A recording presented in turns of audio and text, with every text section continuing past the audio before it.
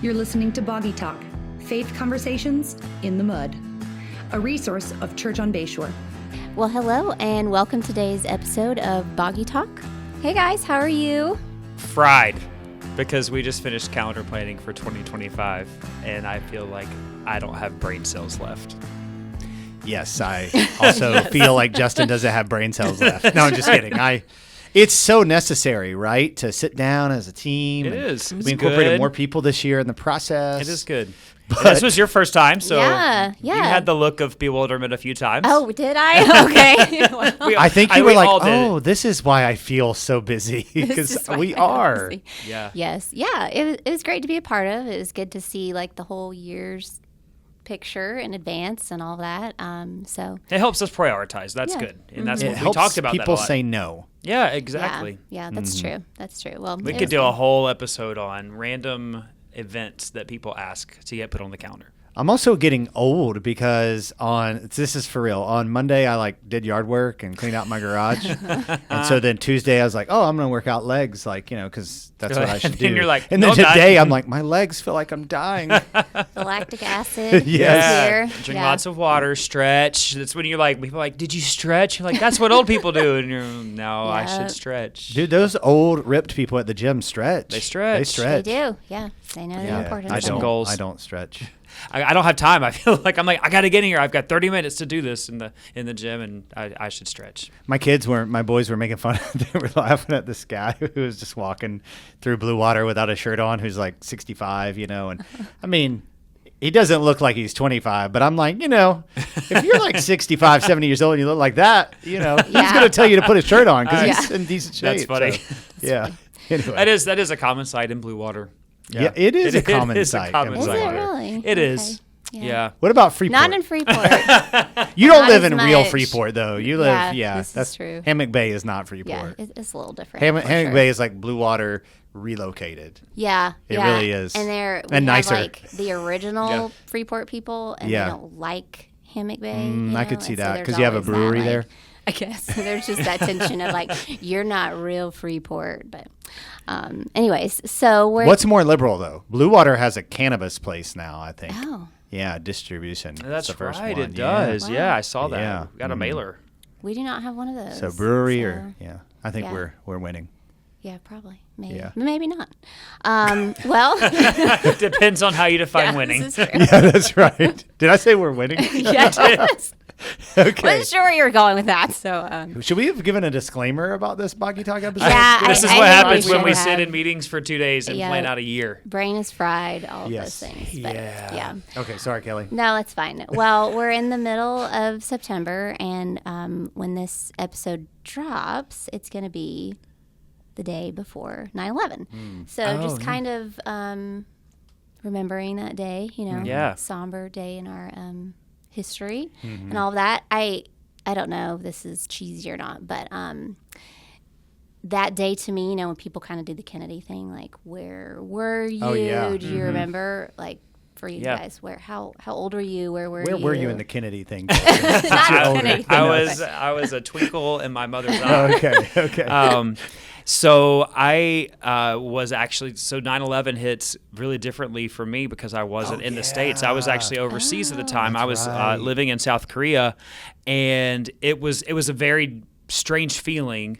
One, because we were watching it, happen like late, like it was like 11:30 at night, midnight.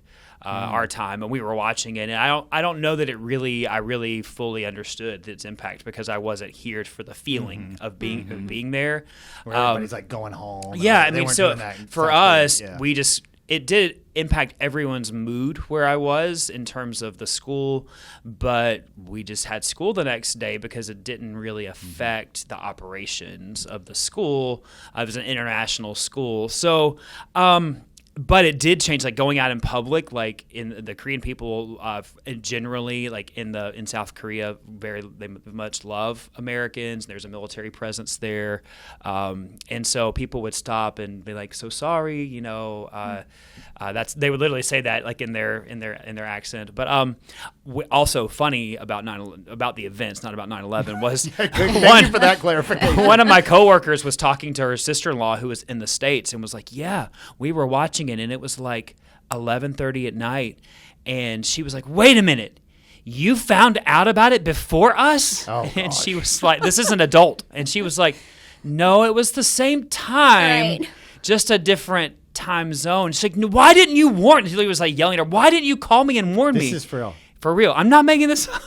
Oh, She did boy. not, an adult, high-functioning adult, did not understand that it happened at the same point in time, Wow. just a different time. Yeah. So it was, Learning lessons. yeah, there. exactly. I was working for a mortgage company, going to school part-time, and I remember a lady in our office, her son worked in the World Trade Center. So that was kind of like, Yeah. for everybody until she found out he was found out safe, his you son, know. And Yeah, I just for think sure. that reminds me of how many people were affected by it because, you have thousands of people that work in the World Trade Center. And, I think, and before you share where you were, and also you wore your American flag romper to school the next day to teach, right? Right, Didn't you? exactly. Oh, I was No. like, what? Is this a I real just story? think A romper. it's so wild how many people now were not alive or were Yeah. not, really aware of that and how much 9/11 impacted people who were alive versus that does not have an impact on people who are alive today. Like it does, obviously, yeah. the consequences, but like that shaped a lot of our It shaped a worldviews lot of it, yeah. in different for sure. ways, right? I mean, even I would say like probably in some ways people say 9/11 was a negative on Christianity because it actually made people more open to like other religions and things like that, which is interesting because of the negative reaction to Islam and then sympathy Okay, for yeah. Islam. It was Because the a- negative reaction Gotcha. was like Right, it was the not pendulum right, swung. right? Yeah, exactly. Not yeah. every People saw it. Muslim is trying But to. right, and people saw Right. that, so the pendulum actually swung Yeah. several years after Right. 9/11 to a lot more of that. Yeah. So it's interesting how much that has actually like impacted my life and ministry, just because it's affected people's worldview. Yeah. Were you still in high school? You're Yes. Yeah. Yeah. I was Okay. still in high school, and I don't even think we had TVs in the classrooms at that Okay. point. But somebody had a TV, and it said that it had happened. But living in a military community, there were kids there at school whose parents were around the area that it had right, yeah. happened, and so the same thing. It was kind of like, oh my gosh, my dad's works at the Pentagon, that kind of thing. And so everyone holding their breath until they heard that their loved ones were safe. But Yeah. So, this past Sunday we're still in Colossians. yes. We'll be there for a minute. Well, it's great.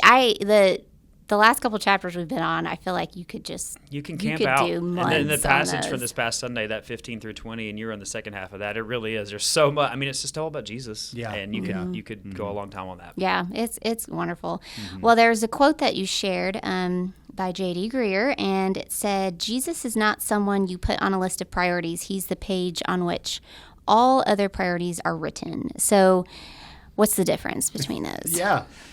I would try. I use kind of a visual illustration, if you were there, to kind of explain that it's if Jesus is the priority, then it's like you get Jesus, even if you have good intentions. It's like you get Jesus out of the way. You check that off so that you can go on with the rest of your business, right? But if like Jesus is kind of the watermark on the page, then he's influencing, he's affecting how you see everything. And so for me, I don't like say Jesus is my priority, then Christy's number 2. Christy's my wife. I say like now Jesus is the watermark, if you want to say that. And so my marriage is about living out my commitment to Christ. And then kids aren't number 3, right? Like that's about Christ. Job, I mean, for us, we're in ministry, but for anybody, like that's not number 4, whatever it is, like he's everything. He holds everything together. And so if he's holding everything together, and as Justin, focused more on, everything's made by him, for him, through him, like I'm not just moving on from Jesus ever. Yeah. For sure. I think I've always, not always because I learned this. So at some point I learned this because someone taught me in discipleship, but really like if you're saying like Jesus is my number one priority, then you are defaulting to that, like then he's just one more thing. rather than thinking about like him being the center of the universe and everything else revolving around. Like you have this limited sphere of your life, and if Jesus is just a priority, then you're the center of that, and everything, including Jesus, is revolving around you. Well, Jesus doesn't revolve around, like he's the center of everything, so it's putting him in the center and everything revolving around him. Ultimately, if we're just looking at him as a priority, then we're using him for what we think will justify us. Like I got enough Jesus to now justify the way that I lived. I've got enough Jesus to not justify. deliberately necessarily. No, I don't think it's an intentional thing, but it really is like if I do a little bit of this, then I feel okay about, because at least I'm not like saying a little bit of that. That's right. At least I'm not like that person. Obviously, I have more Jesus than them. He's a little bit bigger priority for me than he is for them. So I'm okay. And we start to justify ourselves that way. I'm okay. I'm okay. That's like I'm this okay. Religious I'm okay. stereotype, like it's like mixed with a mobster and Southerner. It's like David Wyatt meets like oh my gosh. Anyway. Is he the Southerner or the mobster?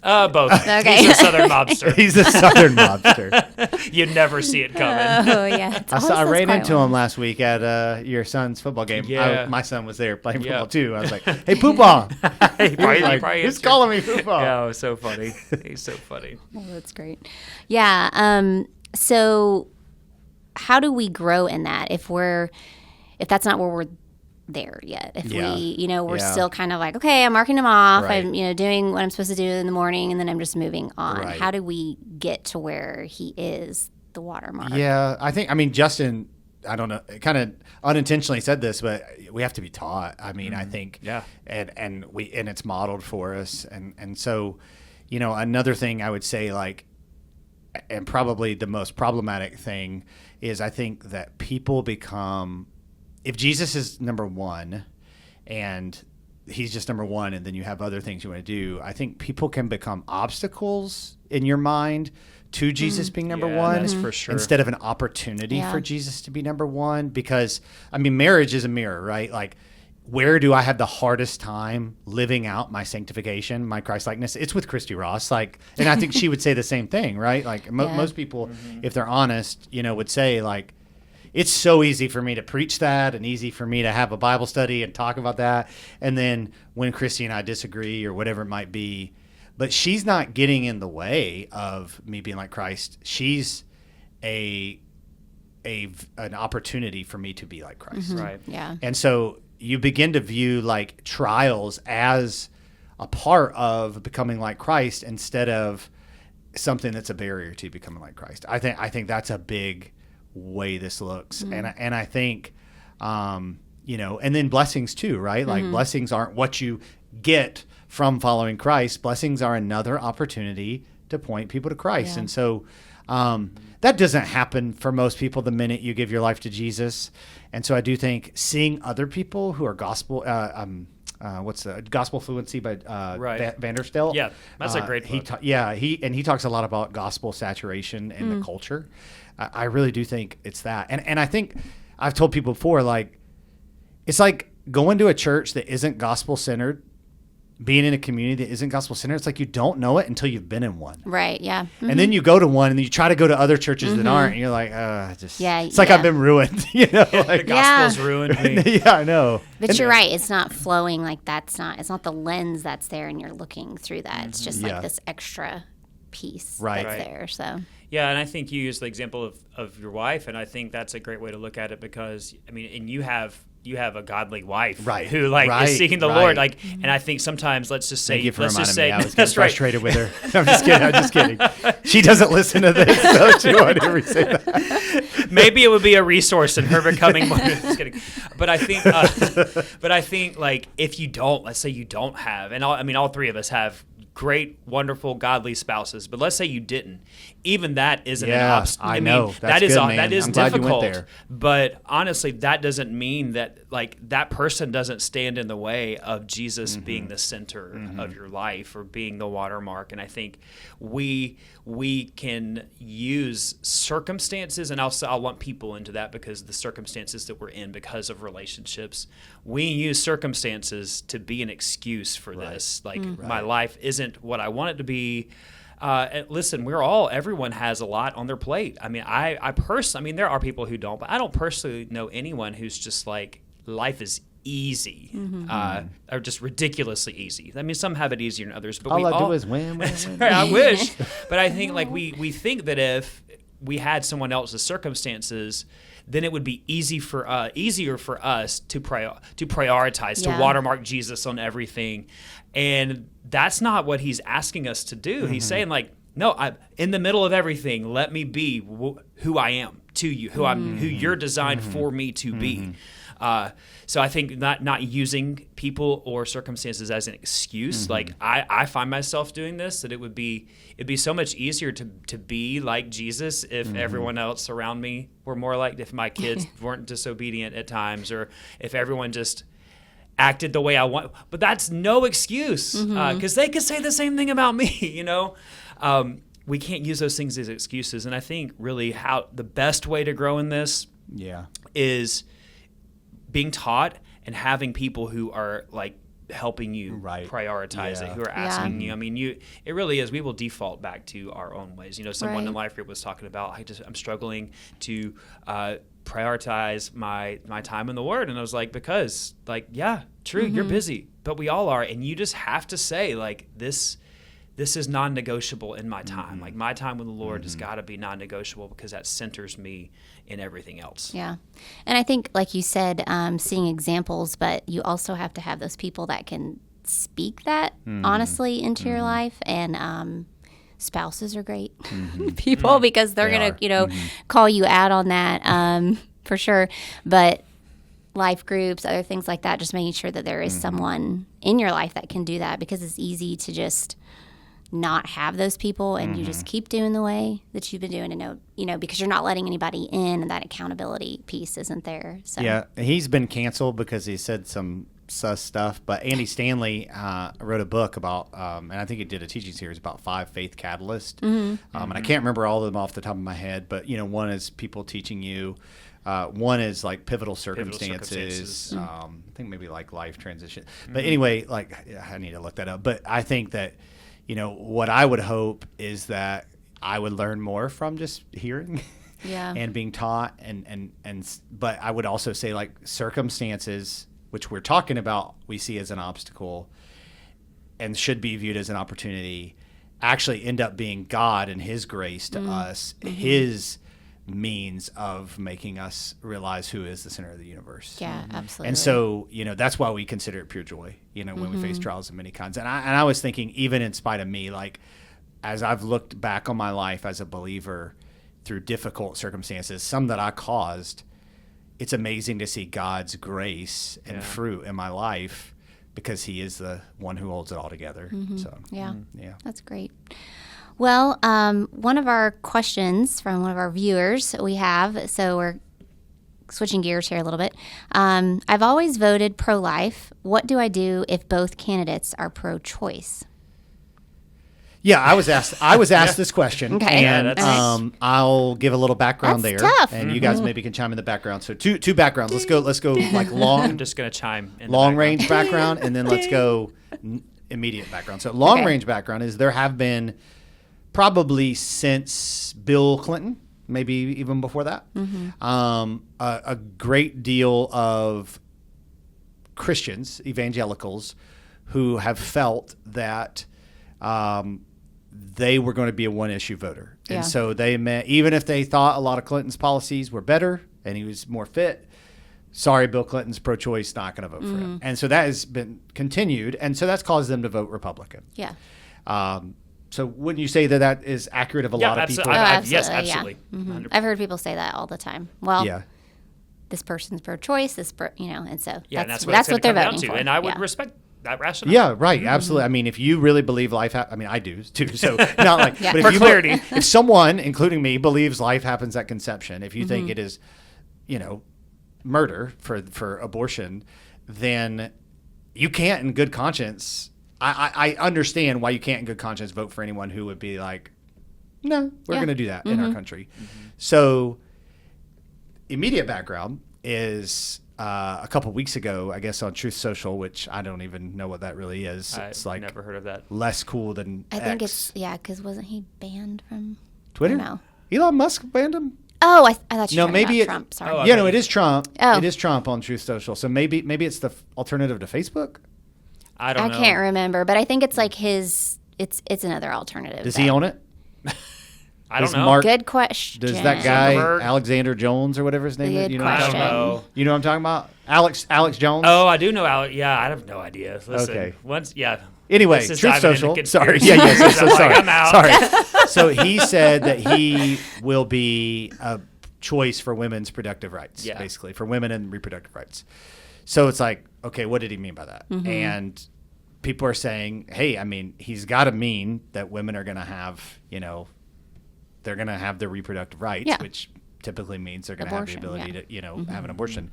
Then also he was interviewed by someone about Amendment 4 in Florida, which Amendment 4 is an amendment that is on the ballot that is really trying to remove the 6-week barrier for abortions. And he said he was for Amendment 4 because 6 weeks is too restrictive.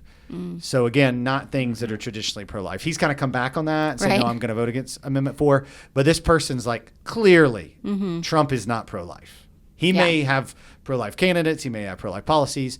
So does that make sense? Yeah, absolutely. Okay. And, and then I think you throw in the history of specifically with the last election that a lot of reasons people felt Christians, who were pro-life, voted for him, maybe even suspecting that he was going to do this. Were like, but the Supreme Court justices, right. and so there was that. That's in the background of a lot of this conversation. So their point is kind of like, if he's shifting in this direction, can they vote for anybody? And so, man,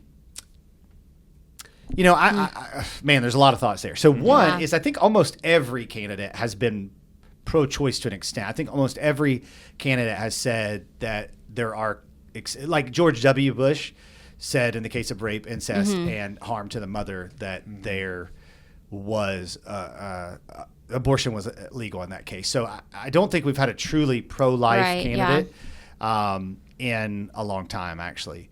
So to this person, I would say that you, and did say, you are always choosing probably between two people who are pro-choice to different degrees. Right. Of pro-choice. Yeah. Yeah, that's a good point. I feel like I'm talking a lot. So No, anything- I was just I don't. Go ahead if you wanted to say anything. I don't know. That's really tricky. I feel like I've heard the argument from other people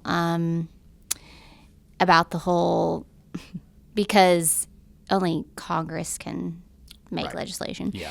But then, you have the Supreme Court Right. deal. And so it's like, well, whoever's the president has the opportunity potentially to be nominating those justices. And so that supermajority can kind of happen depending on if somebody passes away or not. And so I think that there's like two people right now that are in their mid to late 70s maybe. So I've heard that as an argument. Well, what type of Supreme Court justices would they elect or place or whatever the word is?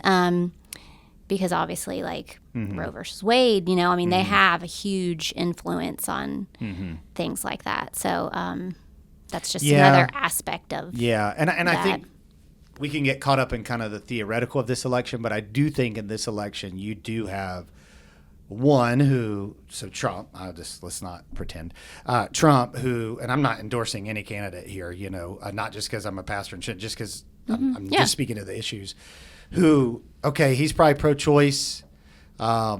He's going to make more exceptions than traditionally, potentially a lot of conservatives have made.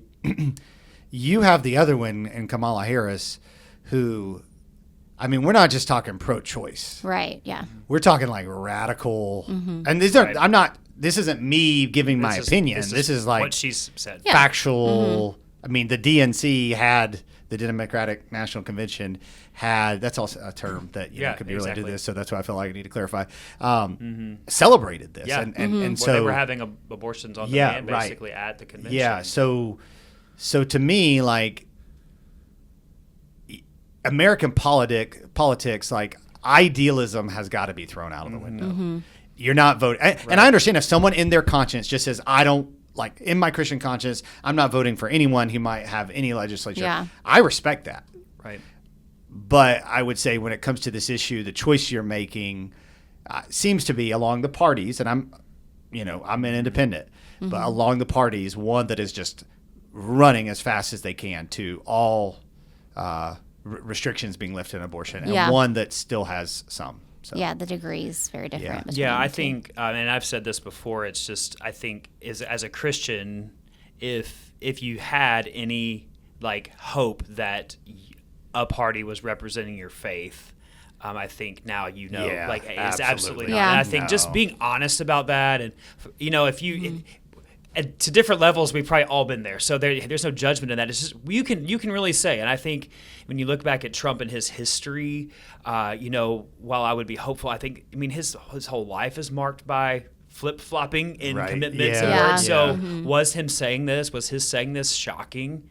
No, not at all. And I think you just got to be honest about that. And but again, going back to it does feel, I think probably for most people, Christians who are voting, you have two candidates or a third party option, and if you're voting third party, you probably know it's more of a statement than it is a vote. And you really do feel like you're voting between on one hand this and one hand this, and I feel like both are not great options. And so I would just say you have to go with whatever you feel like, whatever you think is like what is bringing the most freedom to people in terms of like what we would value as freedom from a Christ-like Christian biblical perspective, not do whatever you want to freedom. Yeah. I'll share what I think Trump was doing because I think it is indicative of a bigger issue.